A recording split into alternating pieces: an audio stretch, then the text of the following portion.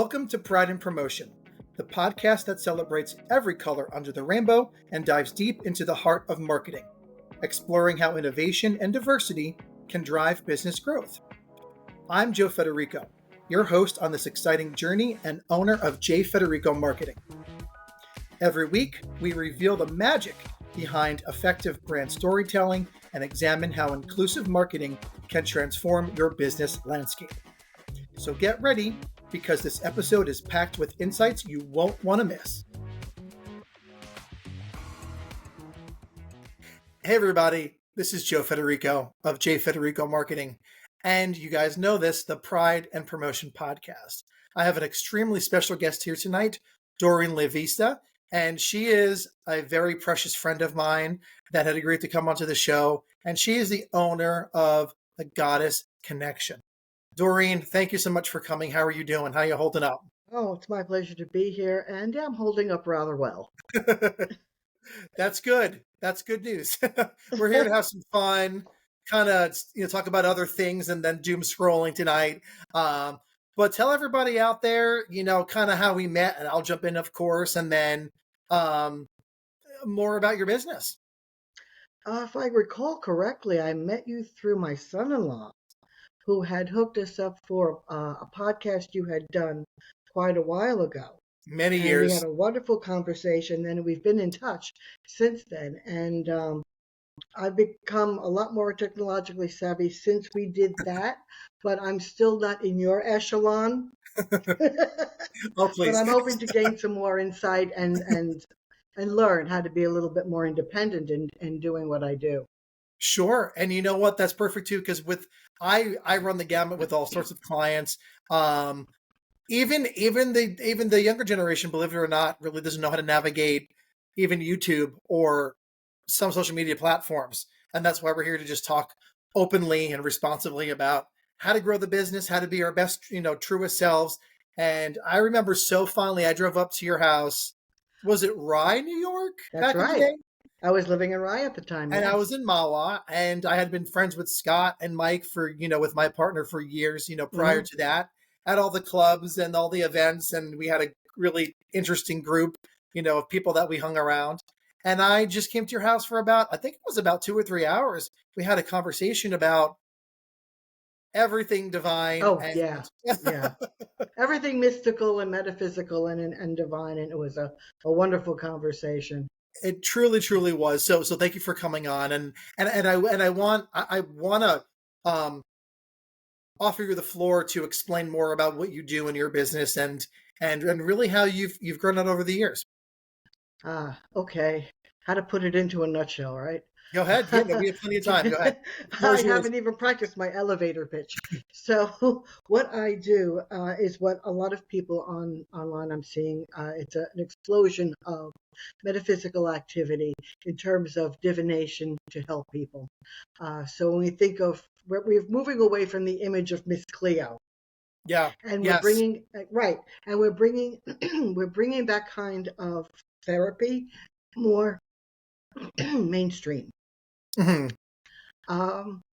So when we're dipping our toes into the metaphysical world, we're actually studying many different fields. Mm-hmm. The way a doctor has to study chemistry and biology and surgery and medicines and everything that goes with it, including bedside manner. Sure. We are studying our craft, we're honing our craft, which in some cases is tarot or some type of divination. For me, it's Reiki, which is an energetic healing modality, plus the therapy that goes along with creating these modalities. When we're talking with a client, we don't call them patients, because when we're talking with a client, they want to bring up their issues. Sure. So there's a little bit more to it than the woo-woo, and I'm here to take the woo-woo out of it and kind of take the fear for people, because we're living in a world where everybody's afraid of their own shadow at this point. Yeah. We're getting bombarded with different kinds of fear messages. Mm-hmm.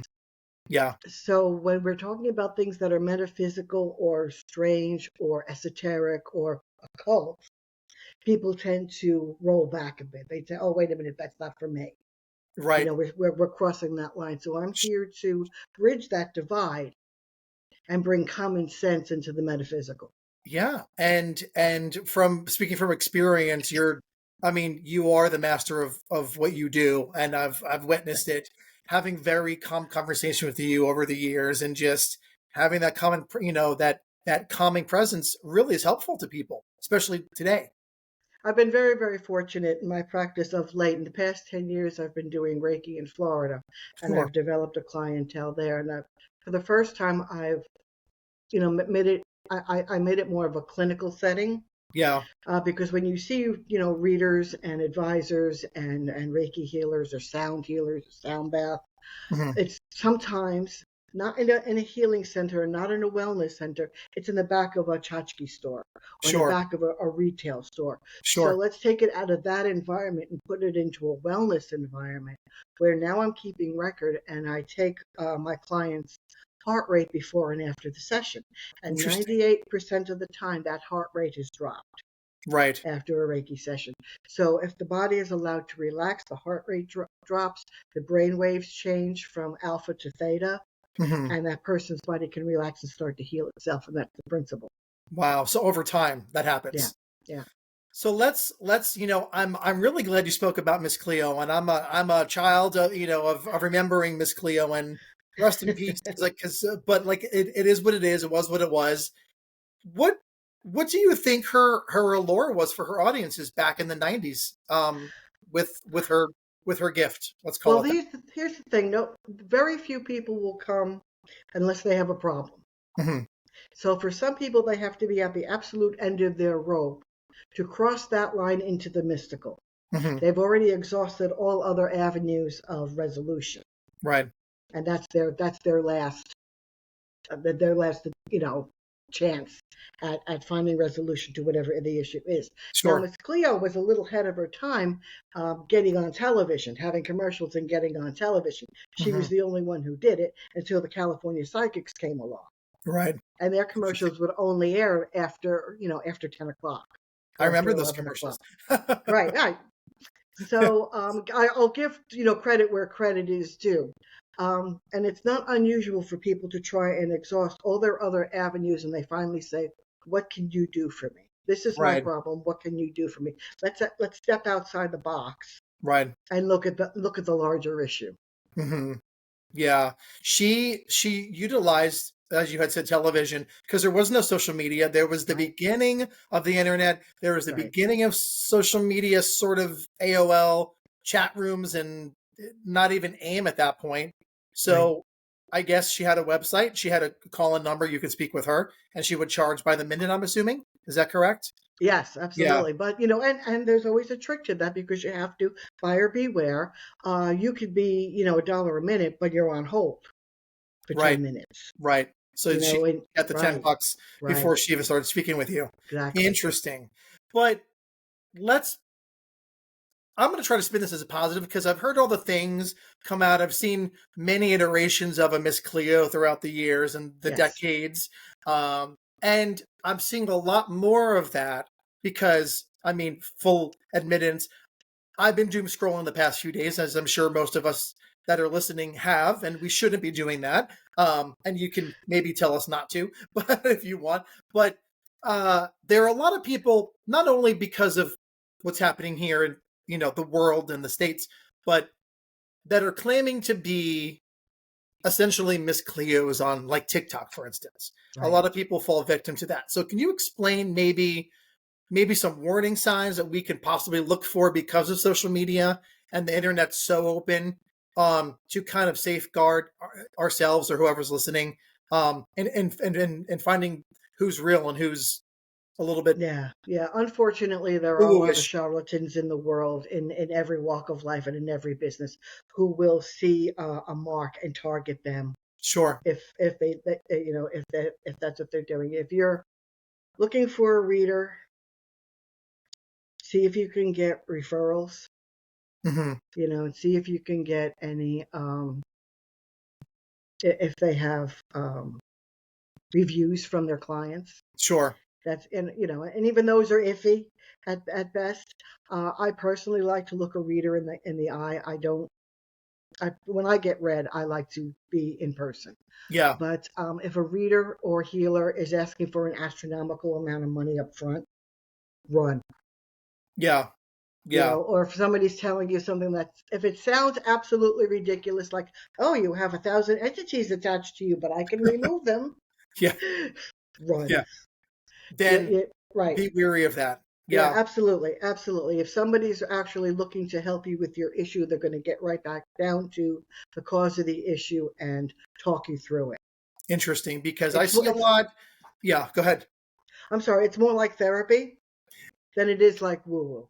I Yeah. really enjoy hearing that too, because again, I've experienced it with you, but as I'm sure many, and this is again full transparency, I've been to New Orleans and I've been to behind the tchotchke shop, behind the curtain, just for the hell of it. And like, what are the cards going to say? What are the tea leaves going to read? How is everything going to pan out? More from like an entertainment, Hmm. purpose, or requirement. But why do you think that the tarot card readers and the Reiki healing is so prominent? And then let's take us back to where that really began to become mainstream in our society. Well, let's separate the two. Yeah. Tarot reading's been going on for a good 1,000 years, or Hmm. some form of card divination has been Right. happening for 1,000 years. The iteration that we see it now is based on the cards that were developed by Pamela Coleman Smith and um, A.E. Arthur Edward White. Hmm. And that's a story in and of itself, but they were occultists at the turn of the last century, Okay. contemporaries of Crowley.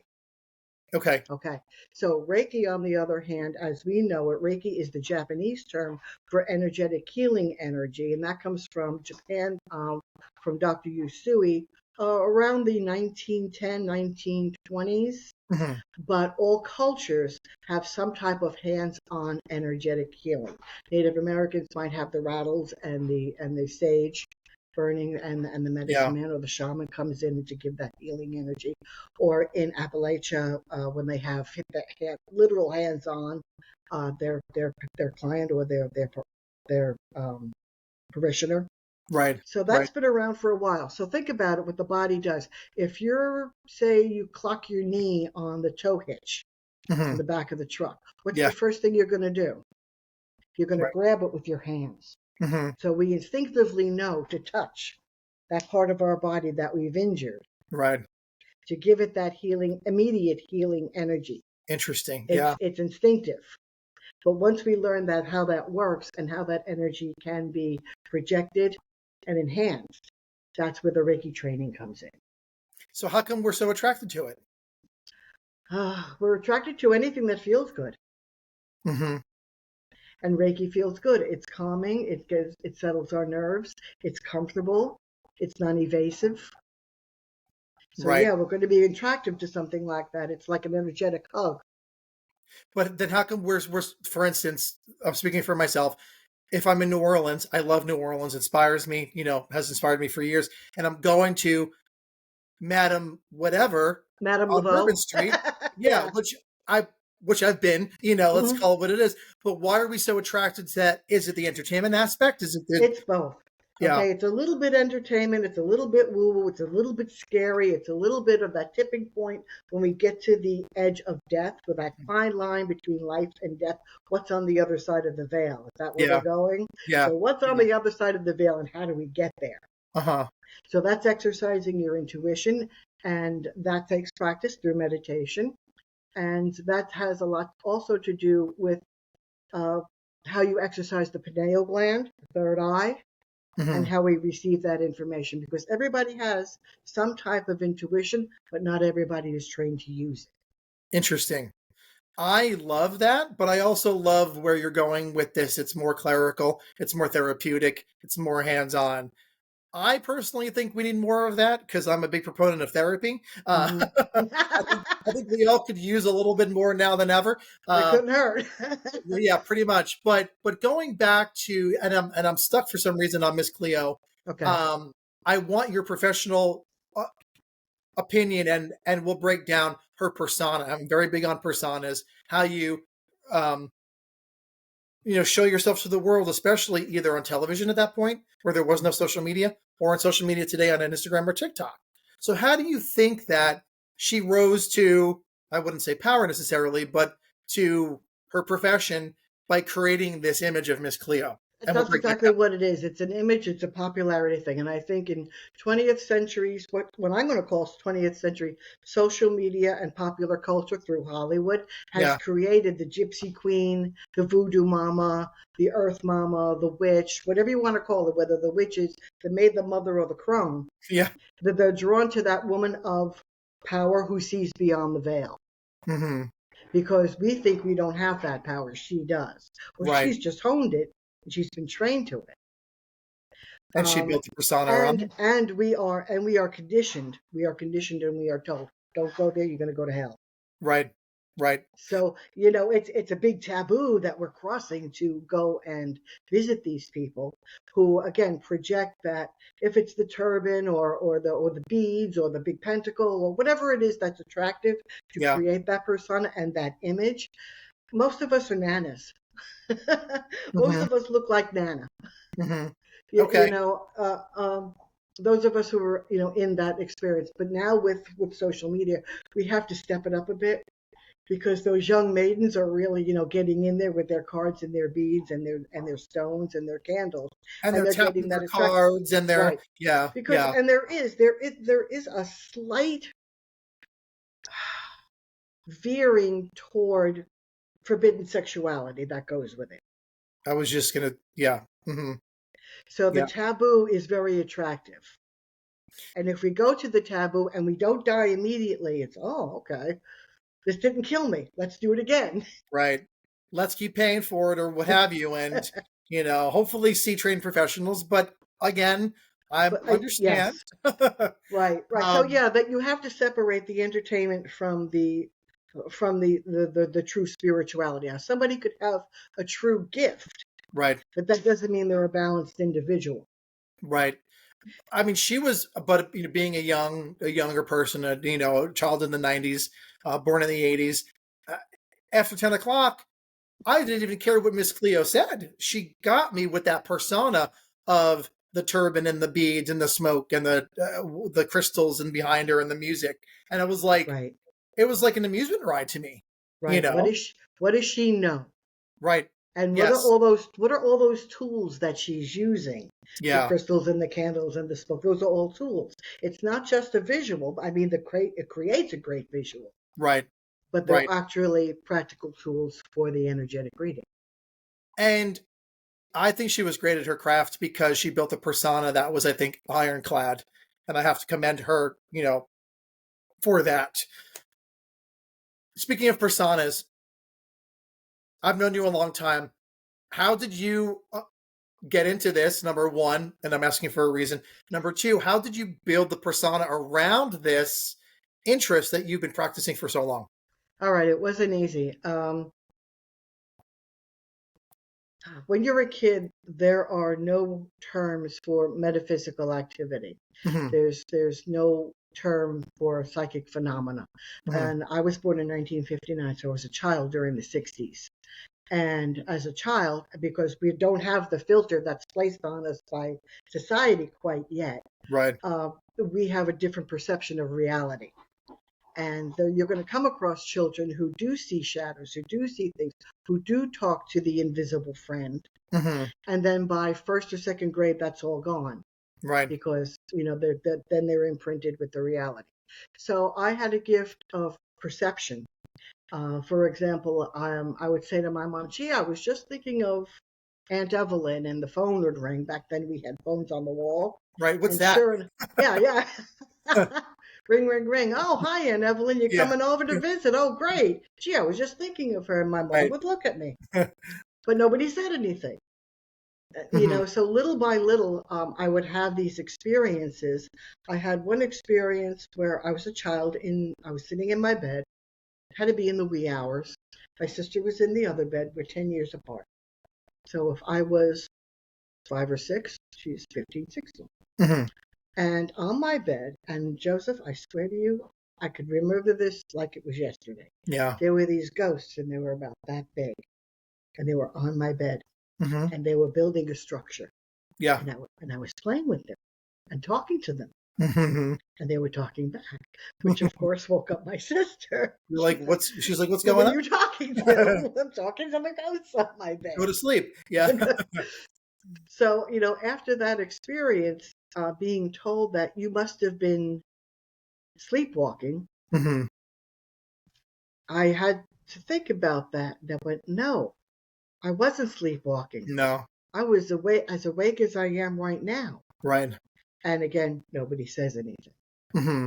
So again, the perception and the intuition, it was all kicking in for me as a child. I always had the interest in the magical. So my storybooks would have witches in them. My Barbies would have magical powers. Yeah. As little girls play Let's Pretend. Yeah. And then you're sent to school and you're not allowed to do any of that anymore. Yeah. Now you have to shut that down. And I went to 12 years of Catholic school, which Oof. completely put the kibosh on anything metaphysical, spiritual, I'm or. sorry. Yeah. Yeah, I got a fabulous education. Yeah. But when it comes to questioning the belief system, you're Uh-huh. put in your place. So again, I have the intuition. I'm already talking to the animals. I'm already talking to the trees. Right. Nobody believes me. It's just okay. Leave her alone. She's just a kid. Yeah. And as I was getting older, it was becoming stronger, and I didn't know it Right. until I reached my teens. You hit the teens, and the hormones kick in, and your intuition goes off the chart, Yep. and you don't know what to do with it because it's a little bit frightening because you are seeing beyond the veil, and what you're seeing isn't always pleasant. Right. You're picking up vibrations from other people, and you second guess yourself of their intention. Mm-hmm. Oh, how could I be thinking of that? I shouldn't judge this person. Right. You're right. So we second guessed that intuition, and sure enough, the first impression was correct, Sure. and I didn't trust that gut. So that taught me a lesson to, let's not do that anymore. We know who we are. Right. When I was in the first grade, we were learning about God the Father, God the Son, and God the Holy Ghost at the time. Mm-hmm. So I knew how families work, and I heard about Christmas, so I knew about Mary and Joseph. So I asked the nun, the hand goes up. All right, so I get it now. God is God. Okay, that's cool. I get Yeah. that. He's the Father. Jesus is the Son, and he's God too because it runs in the family. Yeah. Says, but Mary must be a goddess Oh, interesting. because no mere mortal woman would be able to withstand birthing of a god as I understood it at Right. 6 years old. So everybody turns around and looks at you like you have six heads. Like, yeah, And something's wrong. right. So and the nun at the time gives the very dogmatic response of, well, Mary was a woman, but she was very pure, and God had special plans for her, and she was such a pure vessel that she was allowed to Right. have this process. And I sat there and I thought, you're not telling me the whole thing. Mm-hmm. You knew. And I thought, you're bullshitting me. And I don't know how, but I know you're No, that's bullshitting it. me. The dots did not connect. No. So get later on when we're learning mythology and we're studying, world history, world mythologies, I start connecting my own dots. I said, hey, wait a minute. Zeus is doing this. Mm-hmm. Jupiter is doing that. All these other gods and goddesses are following a similar storyline, Right. but only ours is right. Where is this coming from? So what's the mythology behind the Christianity story? Right. And again, you educate yourself, you learn a little bit more, you read outside the box, you get away from the dogma, and you start reading that there's so much more to the magical plane than what they allowed you to believe. So Right. Hollywood comes in, they turn the pentacle upside down, they call it demonology, they call it Satanism. Anton LaVey enters the arena as a California popular person. Yeah. And just throws Christianity into a tailspin because younger people now are starting to leave their churches and starting to question that reality. Mm-hmm. And I think that's the one thing that he did that was important, is to make everyone question Yeah. what they've been told to believe. I'd have to Question it agree. for yourself, because there's a lot of mindsets that say, I'm not allowed to question my belief system because that's the devil trying to trick me. Right. And that's ingrained in their way of being. Go immediately to the evil side of Right, things. Yeah. exactly. So in the box they stay. And that's crowd control. Right. So organized religion is crowd control. Yeah. Spirituality is connection to the divine. Hmm. So when we have spirituality, it's more eclectic, it's more loosey-goosey, it's not organized, it's more personal. It's your personal relationship with divinity by whatever name you call it. Sure. And for me, Yeah. it's the feminine divine, as you well know. So what I'm really hearing is self-discovery, number one. You had this gift, number two. You pursued this, even having gone through Catholic school for many, many years. And the persona that you have to this day is really one of the most authentic personas I've heard or seen of, or from in a very long time. That's what I'm hearing. I appreciate that. I am gonna add this. I did go through that stage where it was cool to be goth Oh, and yeah. scary, and stand out a little bit. It was even before black nail polish. Okay. Okay. But it's hard to be goth in Catholic school.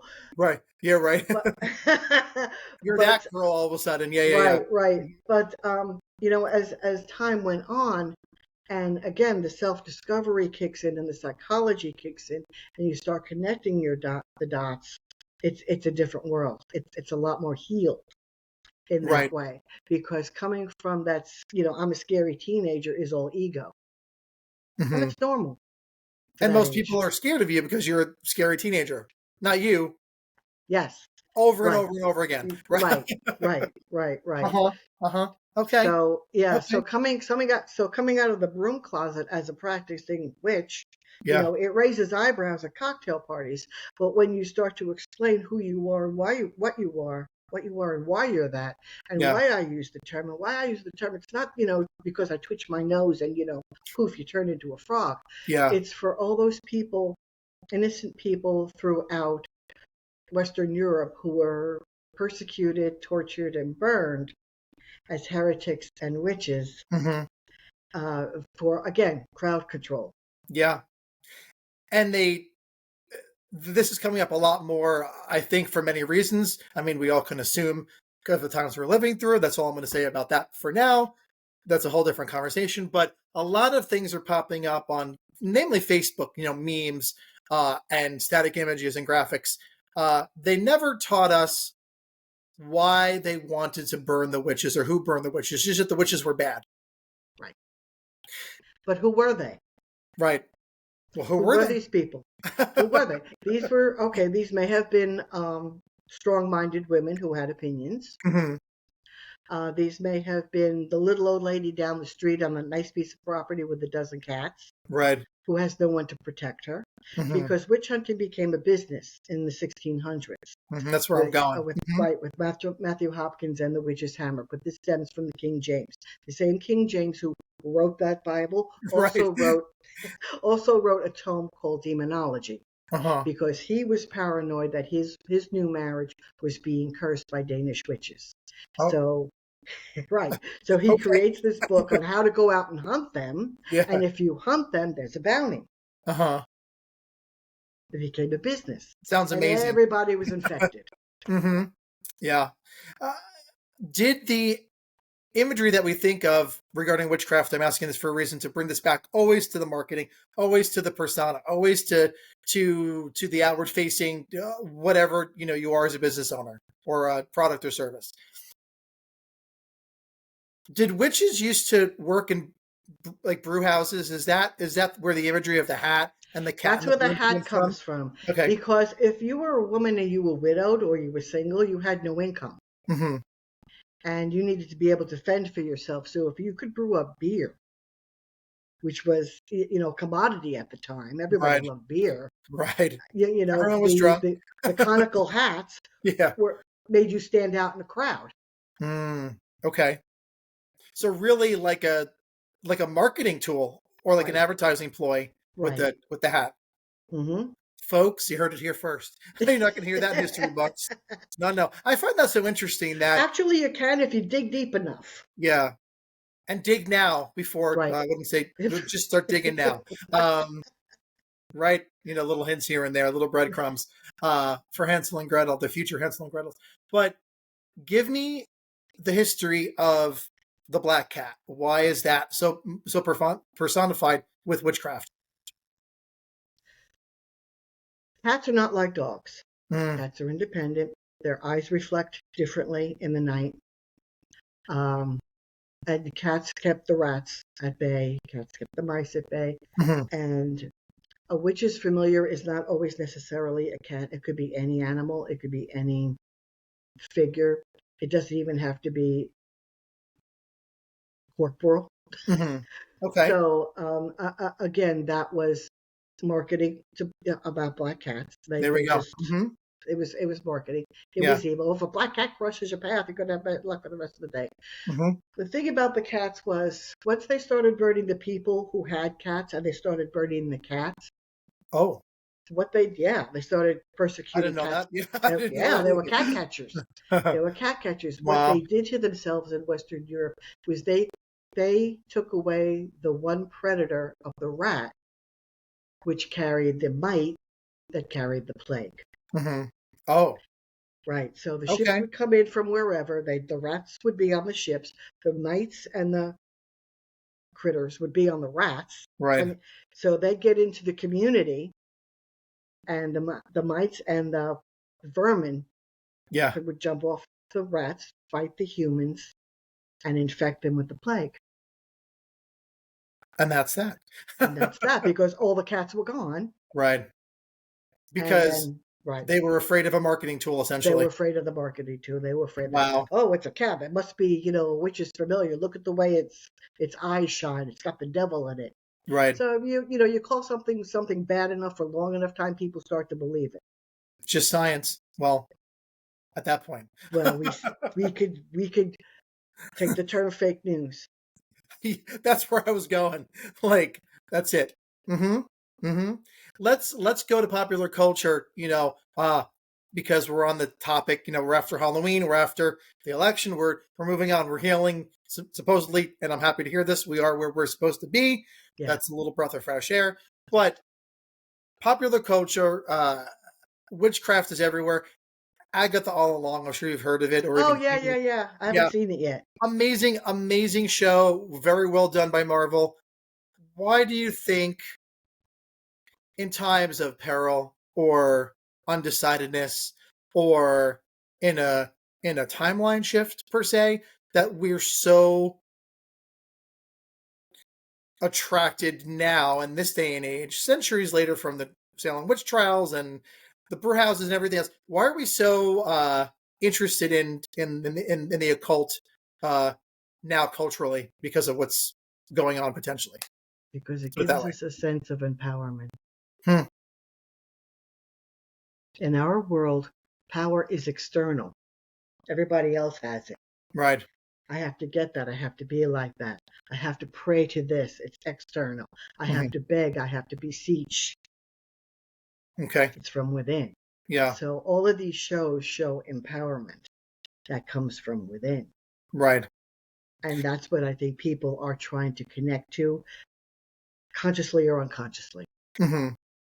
And there's a that major the sheer power of their will can manifest what they desire. Whatever you really want to go after or achieve. Especially, I mean, I haven't released a video yet. I spoke about this today, essentially, is gain your power back. Right. If you're a business owner, if you're selling products, services, and it really, between me and you, again, I haven't released this video yet. Guys, stay tuned, coming soon to my social platforms. But I had a conversation today with a business owner down the street that desperately, wants and needs social media. That took me out of the doom scrolling. It took me out of this, whatever we're feeling collectively, not only as a nation, but as a world, a universe. And it allowed me to get my power back by speaking about business, speaking about social media, speaking about what could be, as opposed to what happened and how we can change it for the future. That was really empowering Exactly. too. Right, because you had to engage your innate talent and gifts Right, to give yourself a purpose right, to engage with someone else. right. This way, we're not wallowing in the woe is me. Yeah, We need enough time to grieve, and that's fine. But what do we do while we're grieving? We also find things to distract ourselves. yeah. And I So, was lost for. No, go ahead. Go ahead. oh, no, no, no, that's okay. I was You'll, lost for. Well, again, I'm trying to say that I'm sure most of us have or were. But the moment I received this message from this business owner that needed social media, and they purposely told me they waited a while, so I was like, huh, like right at the right time, I needed a little glimpse of get your shit together, yeah, put yourself up by the bootstraps. You have a business to run. You right, have magic to make through the power of social media, and right. help somebody else in it while you're at it. So Yes, yes, absolutely. Continue as if. right. Keep calm and carry on. Right. Exactly. I want to shift to a few more topics while I have you, and I'm very, grateful for your time. Thank you. But going back to the occultists, you said at the turn of the last century, Hmm. you said there's a story there, and I want the viewers and listeners to hear more about that. Like, who were they, and Ah, with okay, the okay, tarot, and then how? Let's break down how they built their outward facing personas okay, for their okay. businesses. Yeah, yeah. All right. So, at the turn of the century, we're looking at the Industrial Revolution, Okay. right? We're looking at the robber barons and the height of Right. um, that society, and parlor readers were very popular. Hmm. Seances were very popular, and we're looking at people like Arthur Edward White. We're looking at Pamela Coleman Smith, Crowley, Harry Houdini, and people of this upper echelon who traveled in these metaphysical circles. It became popular. It became a social status to Interesting. have. Okay. Yeah, Madame Blavatsky, look her up, and other readers and psychics that were coming into the fore. Now, again, no social media, but they had newspapers. Right. They had That was their transatlantic social media. Right. information, right? And they had parlors and word of mouth. So these people actually laid the groundwork for people like Gerald Gardner, Hmm. who wrote Witchcraft Today in 1952. So this is coming after World War II from England, reaches the United States in the mid 50s, and shows like Bewitched are born Hmm. from this because now the average American housewife has access to this material. Right. Mm. Whether she's interested in the occult or not, it's available to her. But these other people did lay the groundwork for that, coming through the late 1800s, well into the 1940s. I believe there's a story that Churchill may have called upon Crowley to help create a windstorm or a storm at sea, Hmm. so that the German flotilla would have issues. Wow. So I'm not clear on the timeline. Not clear on the Right. timeline. Uh, but I'd have to double check that history. But yeah, they were aware, and the witchcraft laws had finally been taken from the books in the 20th century. It's so crazy that you had said the witchcraft laws. Right. The laws against, Yeah. yes, Yeah. Yeah. Yeah. practicing, Uh because they huh. didn't see it as a religion. They saw it as an affront to Christianity. Mm. And Christianity wants to put its imprint on it and say, well, you worship the devil, you worship Satan. Where in paganism, there is no devil, there is no saint. So you Right. cross that line between witchcraft and paganism. Paganism is the umbrella term, Hmm. and witchcraft is one of the many subheadings under From that. paganism, or So anything that is not monotheistic, patriarchal, Judeo-Christian Muslim. yeah, which is the norm Right. still. Which have the I'll say this, the arm. Yeah. They Hmm. had the technology, they had the arm, and they took over that. Right. Um, colonists coming from Western Europe into the New World, into the Western Hemisphere, they come across natives who are still practicing their old religion, their native religion, their pagan Sure. religions. Oh, but we're going to save you and bring you Christianity. Hmm. Yeah. Yeah. So they influenced then popular culture, which was another form of, back then, their form of social media was through the Right, media, was through right, television and right. books and creativity. And Hmm. they were still fear around that. And bring it today, I'm going to wrap it around. I'm going to ask you one more thing before we hop off, but basically it all ties together is Yes. what you're trying to tell us. Yeah, the difference between what we're doing now and the gypsy wagons is that you don't have to go out to the gypsy caravan to get what you need because the Right. gypsy was there to help you, actually. Yeah, and there was an exchange. You either Yeah. gave her a chicken, or some gold coins, Right. Right. and you got what you needed. But there was no psychology behind it, that she never asked you or she never told you, be careful what you wish for, you might get it. Right. There we go. Because in the moment we want what we want, but we don't think of the repercussions or the domino effect that No. that might have in our Right. world. When it comes to, as to loop around from really the start of our conversation, watching out for more of the woo woo, on like a TikTok or an Instagram or social media. Uh, there's been this collective incident that's been flying around, and I want to get your opinion on this. And I know the answer, but I want to, another professional's opinion. Okay. And everyone said the night after everything may have been called, or right around when it was called, there are people coming up from the woodwork, and full transparency, myself included, probably because I think I was so exhausted and I wanted a different outcome. But collectively, all these people are coming forward saying that they had a dream and woke up between the hours of like 2 and 4 or 3 and 5. Now, but we're hearing this because of social media. That's why I'm saying it. So what's your take on the collective? What's your take on the power of suggestion, and what to be, mindful and weary of when really looking to these kinds of accounts on social media? Let's put it that way. I think it was Carl Jung who coined the term the collective unconscious. Hmm. And yeah, so if people are having common experiences, this is where we're supposed to be right now, where our energy is shifting into a new reality, whether we like it or not. Hmm.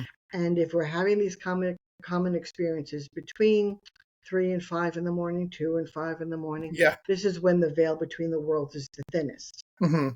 So we're getting etheric information from the field, or what some people call the Akashic records, Hmm. and we're picking up that information, and it might be disturbing enough to wake us up, Right. and I like the just got cold chills. slap. Yeah. Right, right. So yeah, we're getting that information collectively because that's what we're supposed to be getting. We're finally in the frequency where we can pick it up. Now, did everybody, in your opinion, you think really had a dream around the same time and woke up to check their phone at those times? Or are we I wouldn't be just surprised. buying into playing devil's advocate? Or are we buying into, well, if this person said that, then it must have happened, and 3 million other people liked and commented on a Facebook post or an Instagram or TikTok? You Joseph, know? it's really hard to tell on Facebook and TikTok who's for real and who isn't. Because Hmm. I could say I had a dream and then I get a dozen likes. Right. Did they all Right. have dreams, or did they like the fact that I had a dream? Right. So I don't know what the statistics are on who's lying and who isn't. Right. But theoretically, if enough people, a collective unconsciousness, had the same experience or at least a similar experience, I'd have to take it for what it is. I would take it as real. Right. Interesting. And I had posed that question because I wasn't sure where it was going to land with you. And thank you for being truthful on that. but the power of social media is powerful. There's Oh, no absolutely. there's no other way around it. That's why it's a blessing and a curse. It's a double-edged sword Right. because we have the ability to influence people who want to be influenced. There are people who are confused, don't know which way to go. They want to be told how to think, where to think, Sure. what to think, because that just makes life easier. Hmm. So we have a great responsibility to be honest with individuals, to be honest with people, and not lead them astray. I think that's the level of integrity in social media that it's my job to maintain. Correct. I get nowhere by bullshitting anybody, Right. and Right. it damages my reputation, and it doesn't hurt, and it doesn't help them. No. You know, we have the freedom to say whatever we want to say, but it doesn't guarantee that what we say is true. Or how other people are going to take it or Or perceive how it. other people, exactly, how other people are going to take it. And you have to kind of let that go. That's up to the interpretation. I can't make it any clearer Right. to someone. Right. And if they're not prepared to hear it, then they're going to hear what they want to hear anyway. Right. Exactly. And that's what I want people to walk away with. I mean, at least this part of the conversation is be mindful if you're an influencer or creative on social media. Have integrity. Be organic. Be transparent. Build those personas. It's not rocket science. It's really not rocket science, but as you said, there's a good side and there's a bad side, and be wary of the bad side and be part of the positive because of social media, because of your business, because you want to actually help people. Drop the mic. Doreen, I can speak with you for hours, and I want to speak with you again sometime soon and bring you on for season 2. But as we wrap up, I'm going to give you the floor to tell people where they can find you on your website and on your social media platforms as well. Okay, my website is thegoddessconnection.org. Bear with me, it hasn't been updated recently. No worries. But you could always find me on Facebook, and I am on Instagram. I'm finally learning how to use TikTok correctly. Good. Baby steps, but it's working. But my major platform is Facebook because again, it's my generation. I'm working with people roughly about around my age.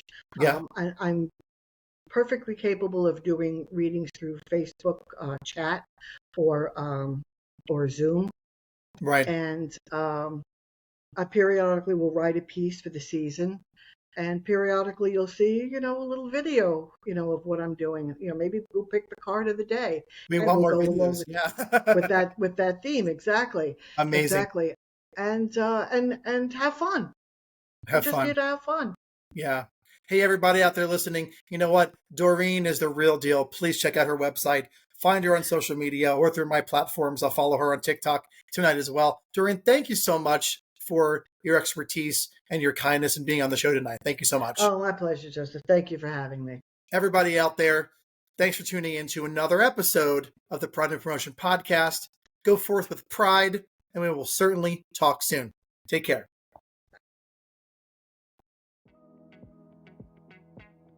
That's a wrap for today's episode of Pride and Promotion. We hope you're leaving with fresh insights and inspiration on how to harness the power of diversity and innovation in your marketing strategies. Don't forget to subscribe and stay tuned for our next episode, where we've got more exciting topics and expert guests lined up just for you. Until then, I'm Joe Federico. You can find me at www.jfedericomarketing.com, and I want to help you go forth with pride and make your mark in the world of marketing.